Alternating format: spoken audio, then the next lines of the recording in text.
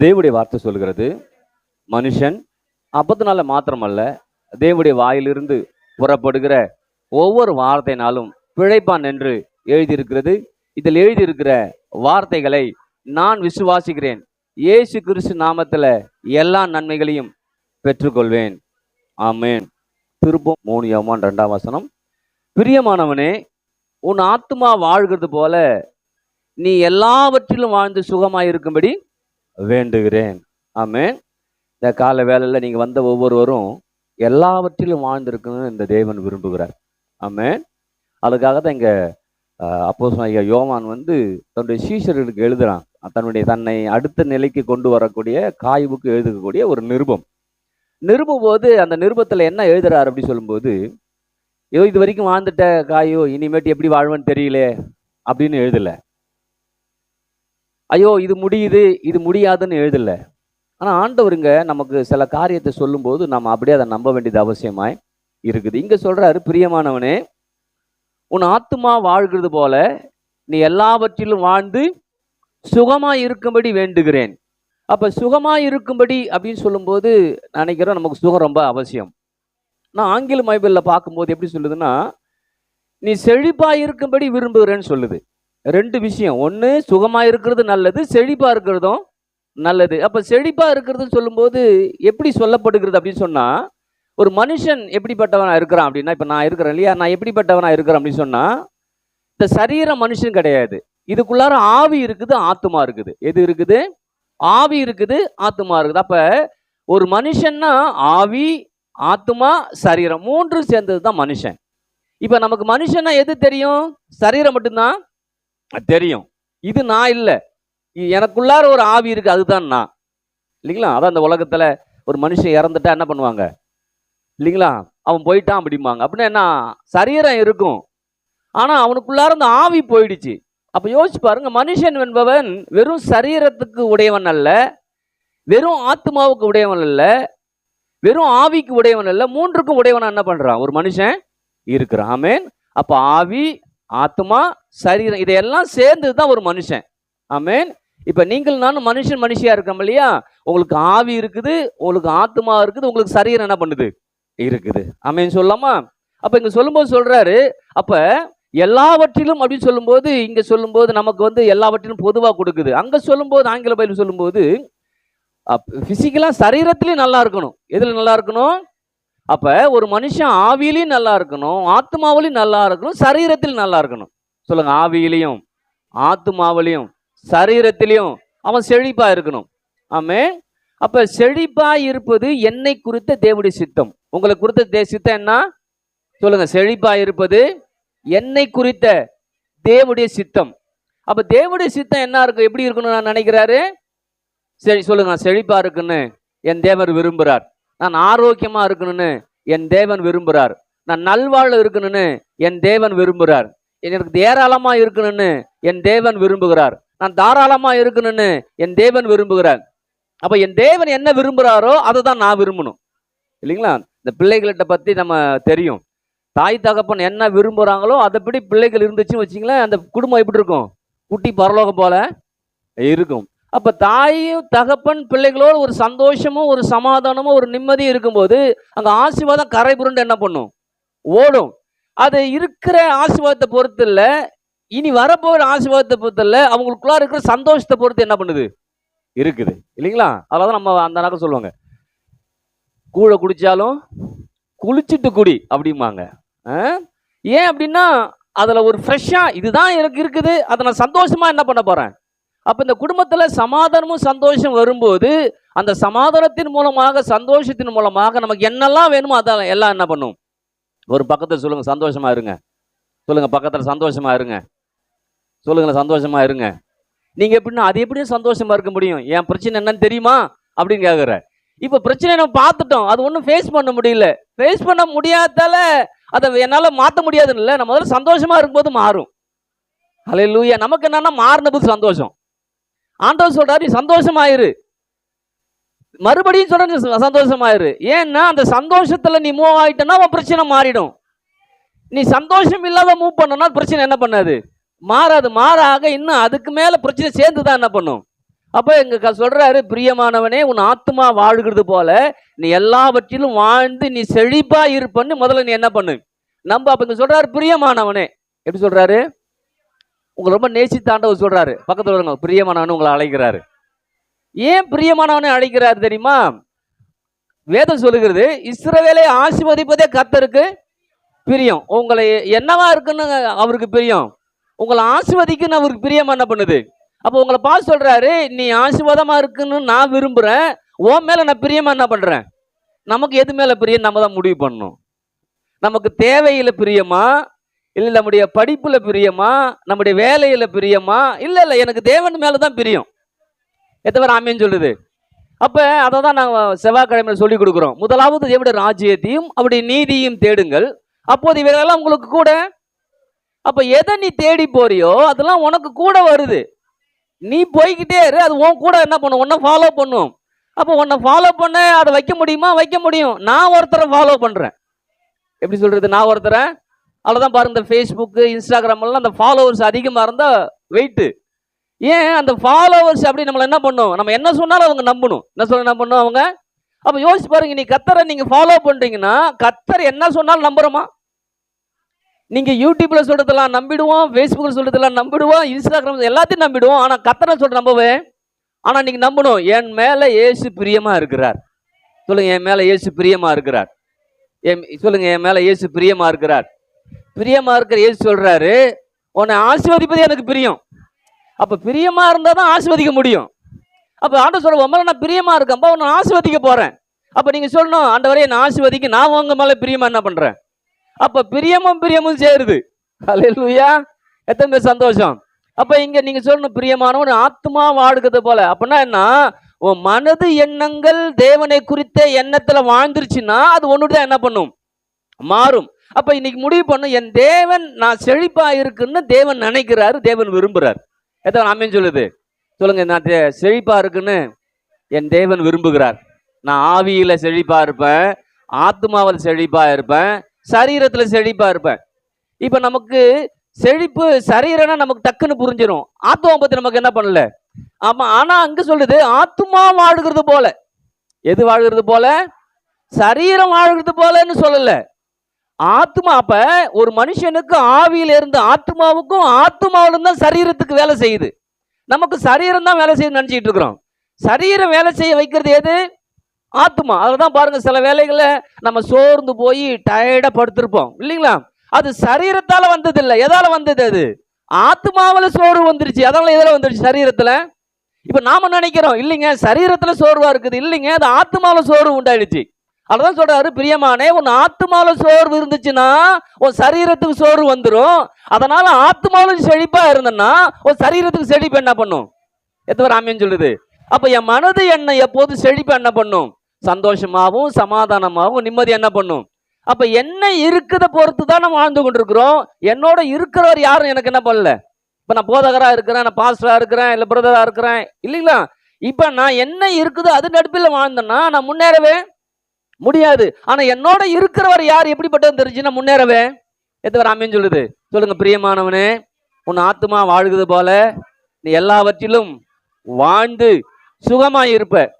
இதே போல இன்னொரு வேத பகுதி இருக்கு பாருங்க, ஊழியக்காரருடைய சுகத்தை விரும்புகிற தேவனுக்கு சோதரன் வரும் இல்லையா? இல்லையா? அப்ப என்ன சொல்றாரு, ஊழியக்காரங்கள் இயேசுவை நம்புறவங்க, இயேசுக்காக வாழுறவங்க எல்லாம் சுகமா இருக்குன்னு விரும்புறாரு. கரெக்ட். ஆனா ஆங்கில மொழிபெயர்ப்பு பார்த்தோம்னா ஊழியக்காரருடைய செழிப்பை விரும்புற கர்த்தருக்கு மகிமை உண்டாகுது. அப்ப யோசிச்சு பாருங்க, ஊழியக்காரருடைய சுகத்தை விரும்புற கர்த்தருக்கு மகிமை உண்டாகுதுன்னு சொல்றத நம்பக்கூடியவர்கள் ஊழியக்காரருடைய செழிப்பை விரும்புற கர்த்தருக்கு மகிமை உண்டாகுது நம்பணும் இல்லைங்களா? அப்ப இன்னைக்கு நீங்க நம்பணும், இன்னைக்கு நான் செழிப்பா இருக்குன்னு என் தேவன் விரும்புறாரு. சொல்லுங்க, நான் செழிப்பா இருக்குன்னு என் தேவன் விரும்புறாரு. என் தேவன் விரும்புறத நான் இன்னைக்கு விரும்ப போறேன். ஆமென் சொல்லலாமா? அப்ப தேவன் என்ன விரும்புறாரு? நீ செழிப்பா இருக்குன்னு. அப்ப ஏன் இது வரைக்கும் நான் செழிப்பா இல்லைன்னா நான் அதை விரும்பல.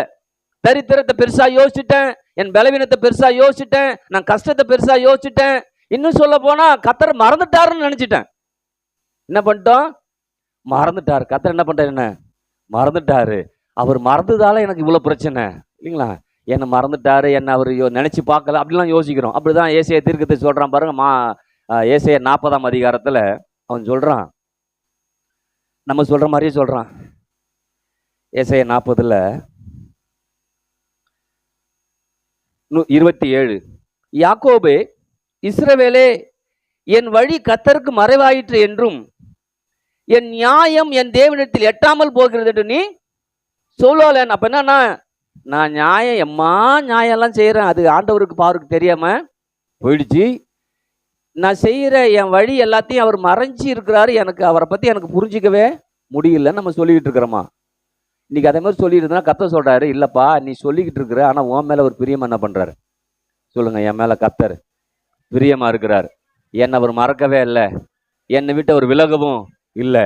அப்ப நம்ம கஷ்டத்தின் மத்தியில் ஏதோ ஒன்று பேசிக்கிட்டு இருக்கிறோம், பிரச்சனை மத்தியில் ஏதோ ஒன்று என்ன பண்ற பேசிட்டு இருக்கிறோம். நம்ம எதெல்லாம் பேசுறோமோ அதெல்லாம் அப்படியே இருக்குது. இன்னைக்கு முடிவு பண்ணும், நான் இது வரைக்கும் கஷ்டத்தை பத்தி நிறைய பேசிட்டேன், கண்ணீரை பத்தி நிறைய பேசிட்டேன், அதனால அப்படியே என்ன பண்ணுது இருக்குது. ஆனா இனிமேட்டு நான் செழிப்பு பத்தி நிறைய பேச போறேன், நிறைய கேட்க போறேன். சத்தத்தை காணுமே. அததான் இந்த திங்கக்கிழமை வெள்ளிக்கிழமையில இருந்து சொல்லி கொடுத்தோம். ஒண்ணு ஞாபகம் இருக்குதுங்களா? ஒவ்வொன்றும் ஒவ்வொரு தலைப்புல சொல்லி கொடுத்தோம். ஒண்ணு, நான் கொடுக்கிறவன். நீங்க கொடுக்குறவங்களா இருக்கிறீங்களா இல்ல அமுக்குறவங்களா இருக்கீங்களா? நீங்க தான் முடிவு பண்ணும். ரெண்டாவது சொல்லுங்க அப்பா, நான் ஆசீர்வதிக்கப்பட்டவன். நீங்க யாரு?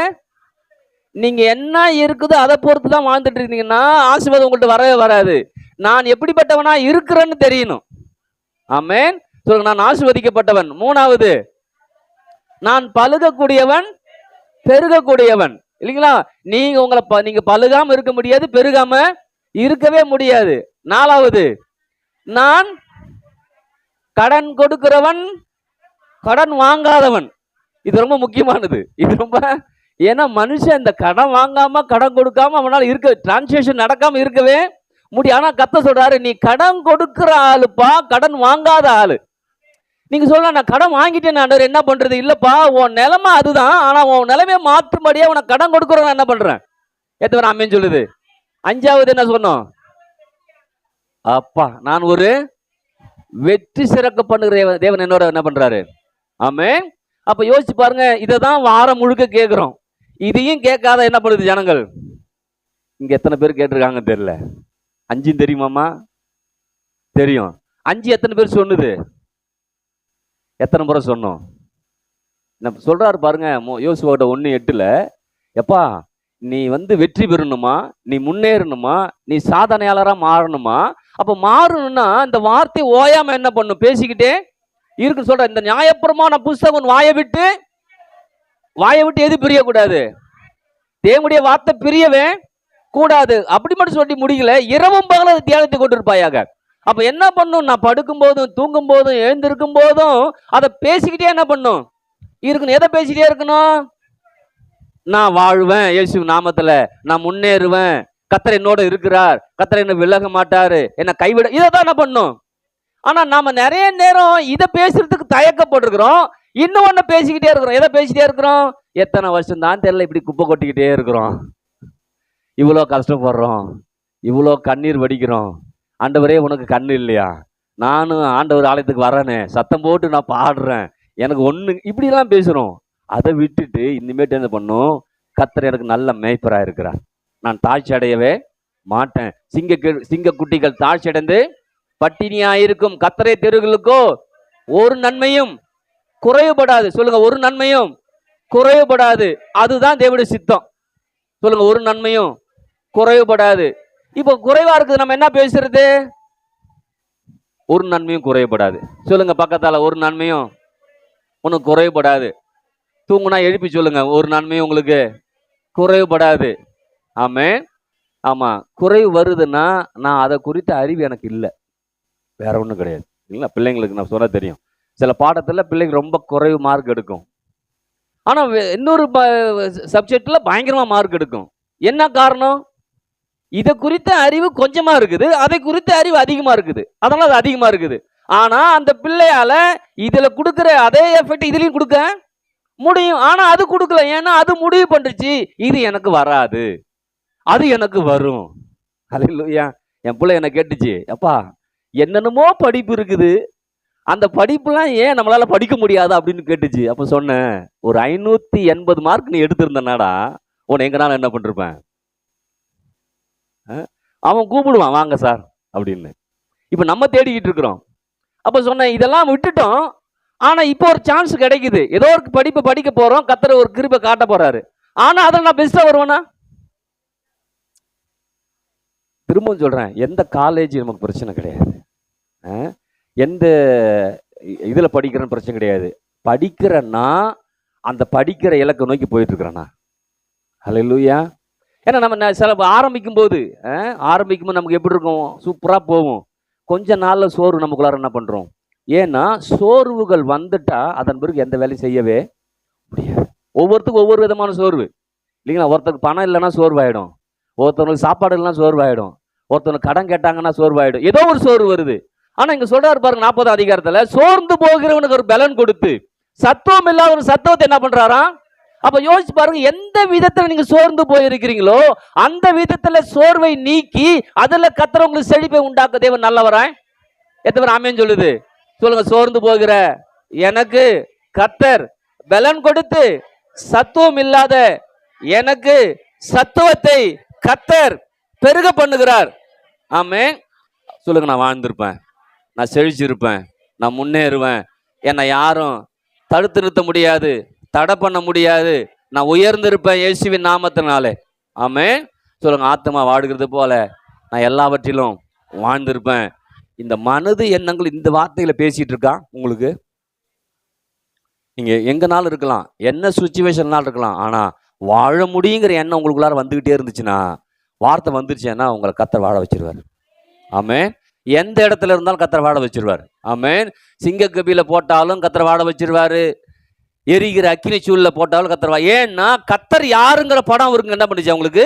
இன்னைக்கு நமக்கு தெரியும், இன்னைக்கு வந்திருக்கிறோம், இன்னைக்கு தான் வந்திருக்கிறேன், இன்னைக்கு வரையும் நான் இயேசு பத்தி தெரியாது, இன்னைக்கு இயேசு பத்தி கேட்டுக்கிறேன், இதை நான் எப்படி பயன்படுத்த போறேன். எந்த பிரச்சனையில நீங்க நிக்கிறீங்களோ அந்த பிரச்சனை சொல்லணும், இயேசு என்னோட கூட என்ன பண்றாரு சொல்லுங்க. இயேசு என்னோட கூட இருக்கிறார், என்னை விட்டு விலக மாட்டார், என்னை கைவிடவே மாட்டார். சொல்லுங்க, கைவிடவே மாட்டார். வெட்கப்பட்ட தேசத்துல கீர்த்தியும் புகழ்ச்சியுமாய் கர்த்தர் என்னை நடத்துவார். ஆமென். அப்ப இனிமேட்டு ஒரு வாய்ப்பு வாலிபுக்கு கிடைக்குது, படிக்கிறதுக்கு ஒரு வாய்ப்பு கொடுக்குறாருன்னா அதில் என்ன பண்ணும், பெஸ்ட்டாக என்ன பண்ணும், வரணும். அங்கே போய் உட்காந்துட்டு நான் நினைச்சது கிடைக்கல, கிடைச்சுதா, நான் இதை நினைச்சிட்டு போனேன், நான் அதை நினைச்சிட்டு போனேன், இப்படி நினைச்சேன் அப்படி நினைச்சேன். இல்லைங்க, எதுல நம்ம பெஸ்ட்டாக வரமோ, எது கிடைக்கும் அதில் நம்ம பெஸ்ட்டாக வந்த அப்படின்னா நமக்கு இந்த தேசம் நமக்கு என்ன பண்ணும், வாசலை திறந்து கொடுக்கும். ஆமென் சொல்லலாமா. ஹல்லேலூயா. அப்போ சோர்வில் இருக்கவே கூடாது. சொல்லுங்க, சோர்வில் இருக்க மாட்டேன், நான் எப்போதும் கர்த்தருடைய வார்த்தையை தியானித்து கொண்டே இருப்பேன், கர்த்தருடைய வார்த்தை என்ன வாழ வைக்கும். ஆமென். சரி, இப்போ விஷயத்துக்கு வரும். அப்ப நான் செழிப்பா இருக்குன்னு தேவன் என்ன பண்றாரு சொல்லுங்க. தேவன் செழிப்பா இருக்குன்னு விரும்புகிறார். ஆமென். அதனாலதான் சொல்றாரு பாருங்க, 2 கொரிந்தியர் 9:8 போன வாரம் பார்த்தோம் இல்லையா. மேலும் நீங்கள் எல்லாவற்றிலும் எப்போதும் சம்பூர்ணமுடையவர்களாயும் சகலவித நற்கிரியைகளிலும் பெருகுலாம் இருக்கும்படியாக தேவன் உங்களிடத்தில் சகலவித கிருபையும் பெருக செய்ய வல்லவராய் இருக்கிறார். ஆமென். அப்ப நான் அப்படி சித்தையன்னா எல்லாத்திலும் நான் பெருகணும், எல்லாத்திலும் சிறந்திருக்கணும், எல்லாத்திலும் உயர்ந்திருக்கணும். அப்ப எல்லாத்திலும் சிறந்திருக்க பண்ணக்கூடிய தேவன் நம்ம ஆராதித்து கொண்டு இருக்கிறோம். அப்ப அப்படி சித்தமே என்ன, எல்லாவற்றையும் சிறந்திருக்கணும். சொல்லுங்க, எல்லாவற்றையும் நான் சிறந்திருக்கும்படியாய் என் தேவன் எனக்கு கிருபையை கொடுக்கிறார். ஆமென். சொல்லுங்க, செழிப்பா இருப்பது என்னை குறித்து தேவனுடைய சித்தமாய் இருக்குது. நீங்க பலவீனத்துல படுத்திருந்தா கூட, திரும்ப சொல்றேன், நீங்க பலவீனத்துல படுத்திருந்தா கூட நீங்க சொல்லணும், எனக்கு சுகம் கொடுக்கிற தேவனுக்கு ஸ்தோத்திரம். ஹல்லேலூயா. நீங்க எப்படி உங்களால எழுந்திருக்க முடியும்? நீங்க சாப்பிட்ற மாத்திரை இல்லை, நீங்க சாப்பிட்ற உணவு கிடையாதுங்க. கர்த்தருடைய வார்த்தையை என்ன பண்ண போறோம், சாப்பிட்டு கொண்டு இருக்க போறோம். அதை சாப்பிட சாப்பிட வார்த்தை சொல்லுது, அது ஊனையும் கணுக்களையும் உருவ குத்துறது என்ன பண்ணுது. அப்ப நீங்க ஒவ்வொரு நாளும் சொல்லணும், சகலவித கிருபையும் கர்த்தர் என்ன பண்ண எனக்கு பெருக பண்ணுங்க. சொல்லுங்க, சகலவித கிருபையும் கர்த்தர் எனக்கு பெருக பண்ணி அவருடைய செழிப்புல வாழ கிருபையை கொடுக்கிறார். ஆமென். சொல்லுங்க, நான் செழிப்பா இருப்பேன். சொல்லுங்க, நான் செழிப்பா இருப்பேன். ஆமென். ஏன்னா அந்த செழிப்பை குறித்து ஏன் திரும்ப நான் பேசுறேன்னு சொல்லும்போது, எப்பயுமே இந்த புது வருஷம் வரும்போது நம்ம என்ன பண்ணுவோம், 1ஆம் மாசம் 1ஆம் தேதி வந்து என்ன பண்ணுவோம், பயங்கரமான பண்ணுவோம், வாக்கு தத்தத்தை கொடுத்து உன்னை வாளாக்காமல் தலையாக்குவார், நீ கீழாகாமல் மேலாகன்னு சொல்லிடுவோம். அப்ப அடுத்த வாரம் என்ன பண்றோம், நமக்கே கொஞ்சம் டர் ஆயிடும். என்ன பண்ணுவான், சரி போ, சாரி தலையாக முடிதோ இல்லையோ நடுக்கண்டமாவது நம்ம இருக்கிறோமேன்னு நினைச்சிருவோம். ஆனா கர்த்தர் சொல்றாரு, இன்னைக்கு திரும்பவும் ஒன்னு என்ன பண்றேன், செழிப்புக்குள்ளார என்ன பண்றேன், நடத்துறாமே. அப்ப வருஷம் முழுக்க என்னதான் பேசணும், ஊழியக்காரனுடைய செழிப்பை விரும்புகிற கர்த்தருக்கு மகிமை உண்டாதாக. ஆமென். பிரியமானவனே, உன் ஆத்துமா வாழ்கிறது போல நான் செழிப்புல வாழும்படியான கர்த்தருக்கு ஸ்தோத்திரம் நான் என்ன பண்ணும், வாழணும். ஆமென். ஏன்னா செழிப்பா இருக்குன்னு தேவன் சித்தமா என்ன பண்ணுது, இருக்குது. அதுதான் பழைய ஏற்பாட்டில் பார்த்தோம்னா ஆபிரகாமை பார்க்கலாம். ஆபிரகாம் பஞ்சத்தின் மத்தியில் வாழ்ந்து கொண்டிருக்கிறான். பஞ்சத்தின் மத்தியில் வாழ்ந்துட்டு இருக்கிறான். ஆனா அவனை மட்டும் கர்த்தர் செழிப்பா மாத்துறாரு. எதுல வாழ்ந்துட்டு இருக்கிறான், பஞ்சத்துல வாழ அவனை செழிப்பா வாங்க. நீங்க பாத்தீங்கன்னா எனக்கு ஆச்சரியமா இருக்கும். என்னங்க, நம்ம பஞ்சத்துல நம்ம எப்படி இருப்போம், பஞ்சம்னா எப்படி இருக்கும், சாப்பாடு கிடைச்சா போதும், தண்ணி கிடைச்சா போதும், இருக்குது ஒரு இடம் கிடைச்சா போதும்னு நம்ம வாழ்ந்துட்டு இருப்போம். ஆனா ஆபிரகாமை கர்த்தர் என்ன பண்றாரு, பஞ்சம், ஆனா அவனை செழிப்பா மாத்துறாரு. எந்த அளவுக்கு செழிப்பா மாத்துறாரு பாருங்க. 13ஆம் அதிகாரம் ஆதியாகமம் 13:2 ஆபிரகாம் மிருக ஜீவன்களும் வெள்ளியும் பொண்ணுமான ஆஸ்திகளை உடைய சீமானாய் எந்த நேரத்துல, அப்ப யோசிச்சு பாருங்க, ஆண்டவர் அவனோட ஒரு உடன்படிக்கை பண்றாரு. உடன்படிக்கை பண்ணி அவன் நடத்துறாரு. அந்த உடன்படிக்கையில அந்த ஆபிரகாம் இருக்கிறதால ஆபிரகாம் வாழுற இடம் பஞ்சம், ஆனா அவனை செழிப்பாக்குறார். இன்னைக்கு நீங்களும் இந்த கர்த்தர் நம்பி வரும்போது கர்த்தருடைய உடன்படிக்கைக்குள்ளார வரீங்க. உடன்படிக்கைக்குள்ள நீங்க வந்துட்டீங்கன்னா நீங்க இருக்கிற இடம் உங்களுக்கு சாதகம் இல்லாம இருக்கலாம், ஆனால் சாதகம் இல்லாத இடத்தை சாதகமாய் தேவன் மாற்றி கொடுக்க போதுமானவராய் இருக்கிறார். ஆமென். அப்ப கர்த்தர் உங்களோட ஒரு உடன்படிக்கை பண்றாரு. பக்கத்துல சொல்லுங்க, கர்த்தர் உங்களோட ஒரு உடன்படிக்கை பண்றாரு. அந்த உடன்படிக்கையில் நீங்க இருக்கிறீங்க. பஞ்சமா இருக்கலாம், பசியா இருக்கலாம், நீங்க மாத்திரம் திருப்தியா சாப்பிடுவீங்க. நீங்க மட்டும் வெள்ளி பொண்ணு சீமனாய் மாற்றப்படுவீங்க. ஆமென். அடுத்து பார்த்தா ஈசாக்கை பத்தி பார்க்கிறோம் பாருங்க. 26ஆம் அதிகாரம் 13ஆம் வசனத்துல அங்கேயும் ஒரு பஞ்சம் வருது. அப்பா காலத்துல ஒரு பஞ்சம் வருது, பிள்ளை காலத்துல ஒரு பஞ்சம். பஞ்ச காலத்திலேயே அவங்க பாருங்க, அவன் மட்டும் 26:13 எடுத்தோம்னா அவன் ஐஸ்வரவனாகி வர வர விருத்தியடைந்து மகா பெரியவனா.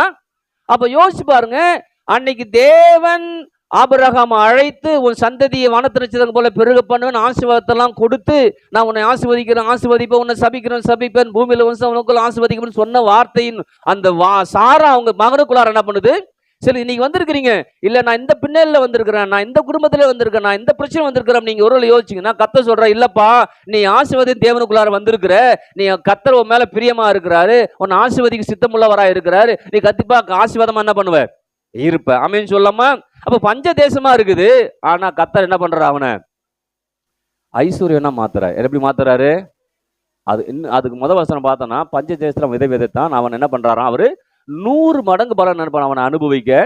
நீங்க சொல்லுங்க, 100 மடங்கு பலன் எனக்கு உண்டு. சொல்லுங்க, 100 மடங்கு பலன் எனக்கு உண்டு, 100 மடங்கு ஆசீர்வாதம் என்னை சார்ந்தது, நான் வர வர ஐஸ்வரனாகி விரித்தடைந்து மகா பெரியவனாய் ஆவேன். ஆமென். இப்ப ஈசாக்கு அடுத்து யாக்கோபு குறித்து வேதம் என்ன சொல்லுது பாருங்களா. யாக்கோபு குறித்து சொல்லும்போது ஆதியாகமம் 32ஆம் அதிகாரம் 9-10 சொல்லுது பாருங்க. யாக்கோபு தன்னுடைய வாழ்க்கையில ஒரு பிரச்சனை மத்தியிலையும் கஷ்டத்தின் மத்தியிலையும் வாழ்ந்து கொண்டிருக்கிறான். இருங்க சிஸ்டர், அவனுடைய பின்னணியை சொல்லிடுறேன். அப்ப அவன் பின்னணியில் என்ன, ஒரு பெரிய செல்வந்தன் வீட்டு பிள்ளையா இருக்கிறான். ஒரு பிரச்சனை மத்தியில அவன் அதெல்லாம் விட்டுட்டு போகக்கூடிய சூழ்நிலை வருகிறது. ஆனா போயிடுறான் பாருங்க. போயிட்டு திசை தெரியாத இடத்துக்கு அவன் போய் அங்க போனா ஒரு பெண்ணை திருமணம் பண்றான். அப்படியே வாழ்க்கை போயிடுது. வாழ்க்கை போய் அவங்க மாமனார் அவனை வாழ்வா சாவான், அவனை வாழ வைக்க முடியாம அவனை என்னெல்லாம் பண்றான். ஆனா கர்த்தர் என்ன பண்றாரு, வாழ வச்ச காரியத்தை அவன் பேசுறான். இப்ப படிக்கலாமா. 32. பின்பு யாக்கோபு, என் தகப்பனாகி ஆபிரகாமின் தேவனும் என் தகப்பனாகிய ஈசாக்கின் தேவனுமாகிய ஆண்டவரே, சொல்லுங்க, உன் தேசத்துக்கும் உன் இனத்தாரிடத்துக்கும் திரும்பி போ, உனக்கு நன்மை செய்வேன்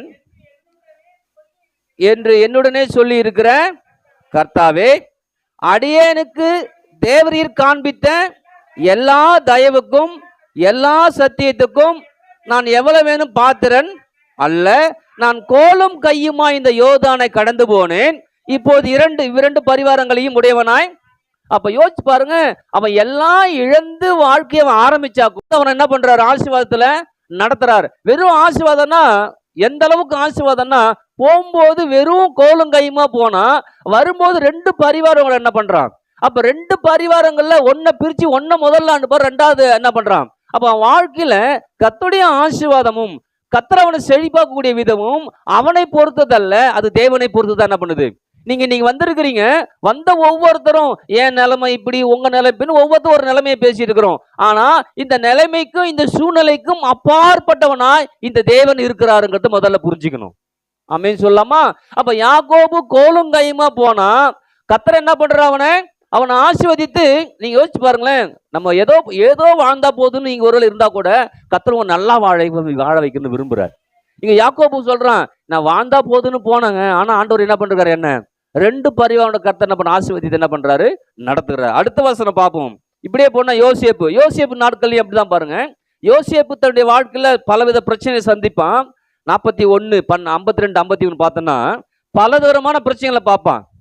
ஆனா எல்லா பிரச்சனையிலிருந்தும் கர்த்தர் அவனை விடுவித்து, எல்லா பிரச்சனையிலிருந்து அவனை விடுவித்து எந்த நிலைமைக்கு அவனை கொண்டு போகிறா தெரியுங்களா? 41 52 53 நான் வாசிக்கிறேன் பாருங்க.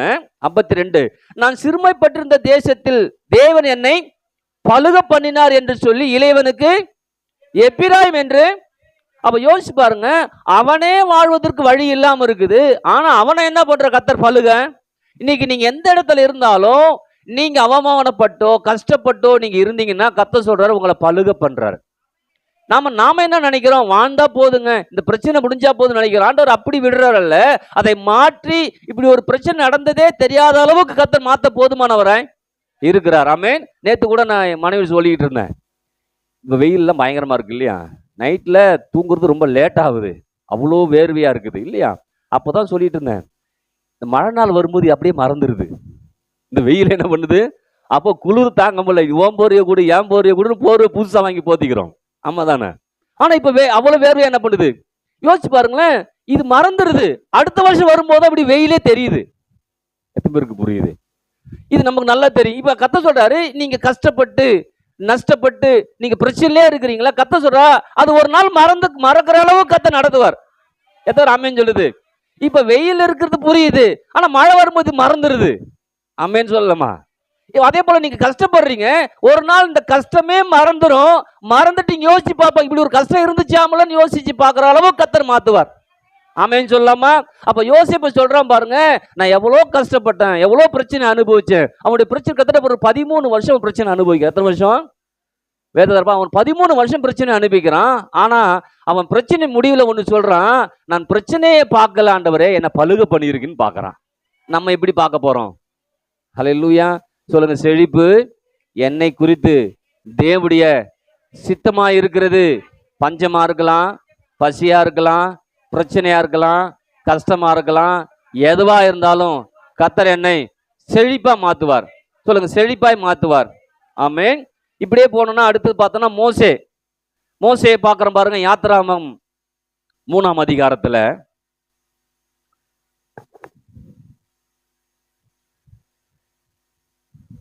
யாத்திராகமம் 3ஆம் அதிகாரம் எடுத்து வச்சுக்கும்.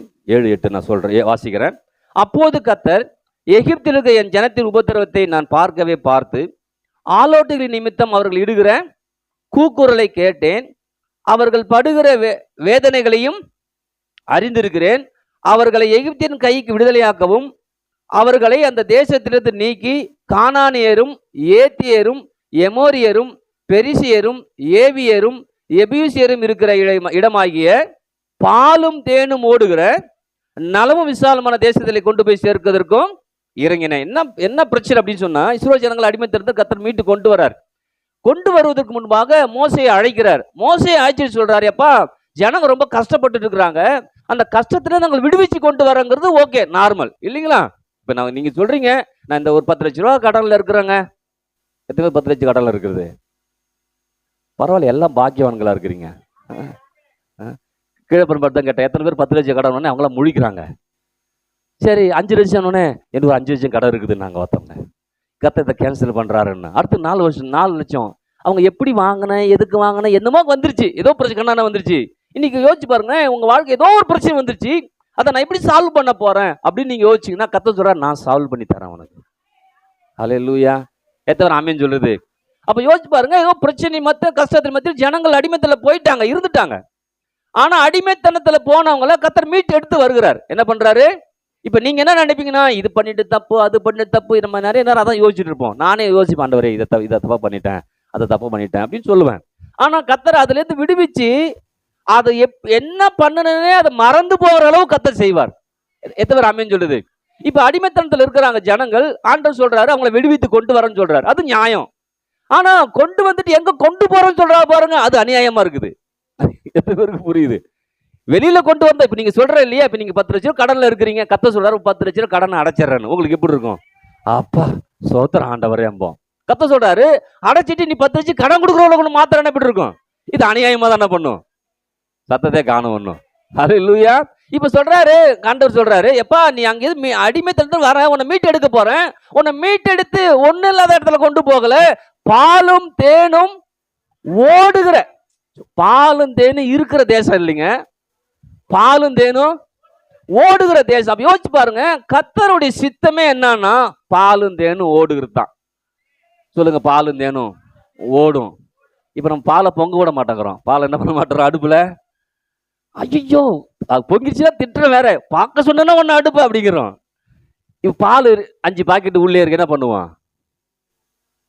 வந்து வாங்குறது ஒரு பாக்கெட்டு தான், பொங்க விட்டுருவோமா? ஆனா 4 பாக்கெட் உள்ள இருக்கு, என்ன பண்ணுவான்? பரவாயில்லடா ஊத்தரா எடுத்துவோம். சத்தத்தை காணும் ஒண்ணும். அடிமைத்தனத்தை ஜனங்கள் அதான் சொல்றாரு, எப்பா நீ அடிமைத்தனத்துல இருக்கிற, நீ ரொம்ப அழுவுற புலம்புற, உன்னை வெளில கொண்டு வரேன். ஆனா கொண்டு வந்துட்டு உன்னை சாதாரணம் வைக்க விரும்பல, அசாதாரணமான வாழ்க்கைக்குள்ளார வைக்க விரும்புற. எத்தனை ஆமென் சொல்லுது? சொல்லுங்க, பாலும் தேனும் ஓடுகிற நலமும் விசாலமான தேசத்துக்கு உங்களை கொண்டு போக போறாரு. ஆமென் சொல்லாமா? அப்ப அவங்க கேட்கவே இல்லை. அவங்க கேட்டது என்னன்னா, என்னை மீட்டு கொண்டு வந்து எனக்கு தாங்க முடியல அப்படின்னு நினைக்கிறாங்க இல்லைங்களா? ஆனா கர்த்தர் சொல்றாரு, உன்னை தாங்க முடியலையாப்பா, நான் வந்து உன்னை ஆளை அனுப்புற மீட்கிறதுக்கு, ஆனா மீட்டு உன்னை நல்ல இடத்துக்கு கொண்டு போறேன் சொல்றது நலமும். அப்ப ஒரு இப்ப இருக்கட்டுல இருக்கிறோம் இல்லையா, கர்த்தர் சொல்றாரு, எப்பா நல்ல விசாலம் இடத்துக்கு என்ன பண்ண போறோம்? எத்தனை பேர் விசுவாசிக்கிறது? ஆமென். அப்ப நம்ம என்ன பண்றது? கர்த்தாவே சோத்திரம், என்ன எப்படியாவது கொண்டு அங்க என்ன பண்ணுங்க, பொத்துன்னு போட்டுருங்க, நான் அங்கேயே இருக்கிறேன். ஹல்லேலூயா. எத்தனை ஆமென் சொல்லுது? அதான் சொல்றேன், இன்னைக்கு நீங்க உங்க கடனை அடைக்கிறது உங்களுக்கு டார்கெட்டா இருக்குது, உங்க பிரச்சனையை மாத்த டார்கெட்டா இருக்கு. அது உங்களுக்கு டார்கெட் இல்லைங்க, அடுத்து எங்க டார்கெட் வைக்கிறாருன்னு யோசிக்கணும். இப்ப நமக்கு என்னன்னா இதுதான் டார்கெட் இல்லையா? நான் தான் பிள்ளைட்டு சொன்னேன், படிச்சு முடிச்சுட்டு அவ்வளவுதான், இனிமேட்டு போய் எக்ஸாம் வச்சு இது எப்பா அவன் பிள்ளை மட்டும் திரும்ப எக்ஸாம் எழுத வை, நான் உன்னை எப்படியாவது பிள்ளை படிக்க வச்சு மார்க், அப்படிலாம் முடிஞ்சு போச்சு. முன்னெல்லாம் பார்த்தா நம்ம இருக்கும்போது இந்த எக்ஸாம்லாம் நம்ம எழுதுவோம், மார்க் அதிகமாக இருக்குது ஒரு எக்ஸாம் கொடுப்பாங்க அப்பெல்லாம் இல்லைங்களா? நம்ம அதை எழுத மாட்டோம், நான் எழுதலை, நமக்கு பாஸ் பண்ணா போதும் சாமின்னு இருந்தோம் இல்லைங்களா? ஆனால் அப்பெல்லாம் அந்த மார்க் எழுதலாம், எழுதுனா கொஞ்சம் மார்க் என்ன பண்ணும், சேர்ந்து என்ன பண்ணும் வரும். இப்போ அப்படிலாம் கிடையவே கிடையாது. ஃபெயில் ஆட்டியா வேணா எழுதலாம், பாஸ் பண்ண திரும்ப எழுதவே முடியாது. ஆனா பாஸ் பண்ணிட்டா ஒரு மார்க் வந்துருச்சு. ஆனா இன்னைக்கு உயர்நிலைக்கு போறது படிக்கிற பாருங்க, அதில் கோல்டு மெடல் வாங்கலாம். எத்தனை பேர் ஆமென் சொல்லுது? இப்ப நம்ம விட்டுட்டேன், ஆனா அதை இதுல சேர்த்து பிடிச்சிருவேன். எத்தனை ஆமென் சொல்லுது? கர்த்தர் சேர்த்து பிடிக்க வைக்கிறாரு. அதான் சொல்றேன், அவங்க விட்டுட்டாங்க, ஆண்டவர் சொல்ற இல்லப்பா உன்னை நீ விட்டுட்ட, ஆனா உன்னை சேர்த்து பிடிக்க போறேன். எங்க நீ இது வரைக்கும் அடிமையா இருந்த, அதுல இருந்து மீட்டு கொண்டு வரேன், மீட்டு கொண்டு வந்து எங்க கொண்டு போக போறேன்? சொல்லுங்க, விட்டதெல்லாம் பிடிக்க போறாரு. சொல்லுங்க, விட்டதெல்லாம் பிடிக்க போறாரு. ஆமென். அப்ப பாலும் தேனும் சொல்லுங்க ஓடுகிற, பிள்ளைங்க நல்லா சொல்லும், இப்படி ஓடும், எப்படி ஓடும்? ஹல்லேலூயா. நிக்காது. சொல்லுங்க, நிக்காது. பாலும் தேனும் நிக்காது. நலமும் விசாலமான, ஆமா நல்லது இருக்கும், விசாலம் என்ன பண்ணும்? அப்ப நம்ம வசிக்க போற இடம், போக போற இடம் எப்படிப்பட்டதா இருக்கும்? சொல்லுங்க, பக்கத்துல நலமும் விசாலமான தேசத்தை கர்த்தர் நமக்கு கொடுக்கிறார். நிலங்களை கர்த்தர் கொடுக்கிறார், இடங்களை கர்த்தர் கொடுக்கிறார், வீட்டை கர்த்தர் கொடுக்கிறார். ஆமென். ஹல்லேலூயா. எத்தனை ஆமென் சொல்லுது? அப்ப வீடை கட்டி போட்டு வாடகை வாங்குறதுக்கு 1 மாசம் ஆகணும். நம்ம வாடகை வீட்லயே வாழ்ந்துட்டோம், சொந்த வீடை பத்தி கனவும் இல்லை. கர்த்தர் கனவு காணு, கர்த்தரை வார்த்தைகள் கனவு. எத்தனை ஆமென் சொல்லுது? ஏன்னா நம்ம வந்து ஒவ்வொரு ஊருக்கு தகுந்த மாதிரி நம்ம மென்டாலிட்டி இருக்கும், ஒவ்வொரு கிராமத்துக்கு தகுந்த மாதிரி ஒரு மென்டாலிட்டி இருக்கும், ஒவ்வொரு குடும்பத்துக்கு தகுந்த மாதிரி ஒரு மெண்டாலிட்டி இருக்கும். ஒரு ஒரு வருமானத்துக்கு தகுந்த மாதிரி ஒரு மெண்டாலிட்டி இருக்கும் தெரியுமா? 1000 ரூபாய் தான் சம்பாதிக்கிறோம்னா அதுக்கு தகுந்த மாதிரி ஒரு மெண்டாலிட்டி இருக்கும். 10,000 சம்பாதிச்சு அதுக்கு மெண்டாலிட்டி இருக்கும் இல்லையா? ஒரு 4 பேர் சம்பாதிக்கிறாங்க 40,000 அது ஒரு மெண்டாலிட்டி இருக்கும் இல்லைங்களா? அப்ப யோசிச்சு பாருங்க, இப்படியே வாழ்ந்துட்டோம். ஆனா கர்த்தர் நம்மளை பார்த்து சொல்றாரு, எப்பா அதெல்லாம் உடைச்சிட்டு உன்னை செழிப்பாக்குற தேவனுக்கு நேரா வா. ஹல்லேலூயா. சொல்லுங்க, என்னை குறித்து தேவனுடைய சித்தம் நான் செழிப்பா இருப்பது, நான் ஆரோக்கியமா இருப்பது, நான் நல்வாழ்வு இருப்பது, நான் ஏராளத்துல இருப்பது, நான் தாராளத்தை இருப்பது. ஆமென். அப்ப மோசேட்டு தாண்ட சொல்றாரு, எப்பா நீ வா, ஜனங்களை மீட்டு கொண்டுட்டு எங்க போற? பால். சொல்லுங்க, நம்ம ஒரு புது இடத்த கர்த்தர் நமக்கு வச்சுக்கிறார்.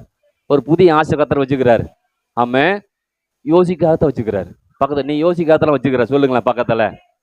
நாம என்ன யோசிப்போம்? நான் சொல்றேன்ல, ஒரு கடன் வாங்கிட்டோம், இது எப்படியாவது கட்டி முடிச்சுட்டானா ஆண்டவரே அப்படிம்போம். கட்டி முடிச்சு என்ன பண்ணுவோம்?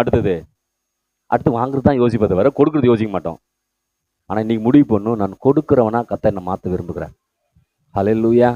எத்தனை ஆமென் சொல்லுது? சொல்லுங்க. பாலும் தேனும் ஓடுகிற நலமும் விசாலமான தேசத்துக்கு அவரை கொண்டு போய் சேர்த்தது போல கர்த்தர் என்னையும் பாலும் தேனும் ஓடுகிற நலமும் விசாலமான தேசத்துல, இடத்துல, நிலத்துல கொண்டு போய் தேவன் என்னை நிறுத்துவார்.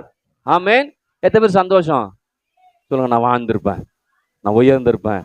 இயேசு என்ன நேசிக்கிறாரு, இயேசு என்ன மறக்கல. சொல்லுங்க பக்கத்து. இயேசு உங்களை மறக்கவே மாட்டார். சொல்லுங்க, மறக்கவே மாட்டார். நாம தான் நினைச்சிட்டு இருக்கோம் மறந்துட்டாருன்னு. நம்மளுடைய சுச்சுவேஷன் நம்மளை மறைக்க வைக்குது. ஆனா நிம்ம சொல்லணும், சுச்சுவேஷனை மறைச்சா கூட நான் மறக்க மாட்டேன், என்ன கர்த்தர் நடத்த போதுமானவராய். எத்தனை ஆமென் சொல்லுது? ஹல்லேலூயா. அவ்வளோதான் கர்த்தர் நம்மளை பார்த்து சொல்றாரு, எப்பா நீ இது வரைக்கும் கஷ்டப்பட்டுட்ட, ஆனா ஏன் கஷ்டப்பட்டு தெரியுமா? அதிலே சகிச்சு வாழ்ந்துட்டோம். அதில் என்ன பண்ணிட்டோம்? நான் அதில் தான் பண்ணுவேன். ஜனங்கள்கிட்ட போய் பேசும்போது, இந்த சில பேர் கணவன் மனைவிக்குள்ளார பிரச்சனை வந்து அவன் கணவர் குடிக்கிற கணவனா இருக்கும். இந்த ஆள் திருந்தே மாட்டேறாங்க ஐயா அப்படின்னு சொல்லுவோம். அப்புறம் நான் சொல்லுவேன், திருந்துவாரு. ஆமா நீங்க தான் சொல்லுவீங்க, நான் எல்லாம் அனுபவிக்கிறேன் அப்படின்னு சொல்லுவேன். நான் சொல்லுவேன், இப்படி சொல்லிருந்தாலும் அவர் குடிச்சிட்டு வராருங்க. நம்ம என்னன்னா அந்த அனுபவிக்கிறது, அதிலே வாழ்ந்து அதிலே ஜனங்களை அனுபவிச்சதால அது மாறாதுன்னே முடிவு பண்ணிடுறாங்க. மாறாதுன்னு முடிவு பண்றாங்க.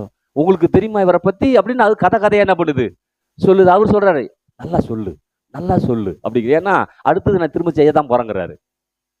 ஆனா நான் சொல்லுவேன் அவர்கிட்ட கூப்பிட்டு, நீங்க தான் குடும்ப தலைவனா, இந்த குடும்பம் எப்படி இருக்குது எப்படி இருக்குன்னு நீங்க நினைக்கிறீங்களோ அப்படிதான் அந்த குடும்பம் மாறும். ஹல்லேலூயா. ஏன்னா குடும்ப தலைவன் நினைக்கணும். யார் நினைக்கணும்? அதுதான் இப்பதான் என்ன பண்ணும் மாறும். ஆனா குடும்ப தலைவன் யார் மேல பழி போடுறது? குடும்ப தலைவி மேல. அது இப்ப தலைவி ஆயிடுச்சு. குடும்ப மனைவி கிடையாது, இப்ப தலைவி. ஒண்ணு தலைவன் தலைவி தான், 2 பேர் தான். யாரும் அங்க பொறுப்பாளர்கள் கிடையவே. அப்ப யோசிப்ப எல்லாம் தலைவி மேல வச்சிருச்சு. எல்லாம் அவர் பார்த்துக்குவா, எல்லாம் அவன் பார்த்துக்குவா, எல்லாம் இப்படியே இல்ல. அவர்களுக்கு பொறுப்புகளை அவர்களை என்ன பண்ணும் பார்க்கணும். ஹல்லேலூயா. ஒரு குடும்பம்னா ஒவ்வொருத்துக்கும் ஒரு பொறுப்பு இருக்குது. ஒரு சபைன்னா ஒவ்வொருத்துக்கும் ஒரு பொறுப்பு இருக்குது. நான் மாட்டி வருவேன், நான் மாட்டி சேர தேய்ச்சிட்டு நான் மாட்டி போவேன்னா ஒன்றும் கிடையவே. ஒவ்வொருத்துக்கும் ஒரு பொறுப்பு இருக்கு. யோசிச்சு பாருங்க, கர்த்தர் பொறுப்பு எடுக்கிறாருன்னா அந்த பொறுப்புக்குள்ள நான் வரணும். ஏன்னா அவர் சொல்றா, இஸ்ரவேலை ஆசீர்வதிப்பது கர்த்தருக்கு, என்ன ஆசீர்வதிப்பது கர்த்தருக்கு பிரியம். நான் யாருக்கு பிரியமா இருக்கணும்? கர்த்தருக்கு பிரியமா இருக்கணும். எத்தனை பேர் ஆமென் சொல்லுது? அப்படி சொல்ற பிரியமானவனே சொல்றேன். நான் சொல்றேன், சொல்லுங்க ஆண்டவரே, எனக்கு கேட்க சந்தோஷமா என்ன பண்ணுது இருக்குது. ஹல்லேலூயா. காலை தான் யோசிச்சு பார்த்தேன். இப்படி சொல்லும்போது ஐ லவ் யூ மைக்கேல்னு சொல்றாரு. என்ன சொல்றாரு? நமக்கு யாராவது சொல்லிருக்காங்களா? என்ன ஆண்டு சொல்றாரு, ஒன்று நான் லவ் பண்றேன் நான் மைக்கேலுங்கிறாரு. அப்ப எனக்கு என்ன பண்ணும்? ஐயோ ஆண்டவரே, இந்த மாதிரி அன்புக்குள்ளார நான் என்ன பண்ண முடியல இல்லைங்களா?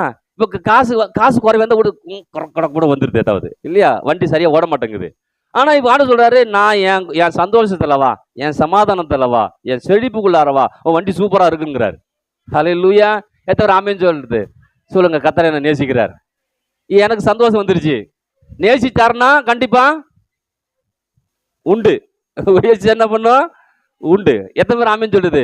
அப்ப நேசிக்கிறாரு தெரிஞ்சிச்சா, நான் அவரை நேசிக்க ஆரம்பிக்கிறேன். ஆமென் சொல்லாமா? அப்ப எனக்கு எது இருக்குது எது இல்லைல்ல, அவரு என்ன நேசிக்கிறார், அதான் எனக்கு ஆதாரம். ஆமென். அப்ப நீங்க முடிவு பண்ணணும், கர்த்தரை நேசிக்கிறவர் என்ன பண்றாரு இருக்கிறார். அதனால சில கஷ்டம் வரும்போதும் சில பிரச்சனை வரும்போது கர்த்தர் சொல்றாரு, இல்லப்பா உன் கூட இருக்கிறேன் நானு, உன்னை விட்டு விலகவே. அது வர ஆமென் சொல்லுது. சொல்லுங்க. கர்த்தர் என்னை விட்டு விலகவே மாட்டார், என்னை கைவிடவே மாட்டார். கைவிட்ட இடத்துல கூட கர்த்தர் இருக்கிறார். நீங்க ஒருவேளை கைவிட்டுச்சுன்னு நினைச்சீங்கன்னா கர்த்தர் சொல்றாரு, அந்த இடத்துல நான் இருக்கிறேன்.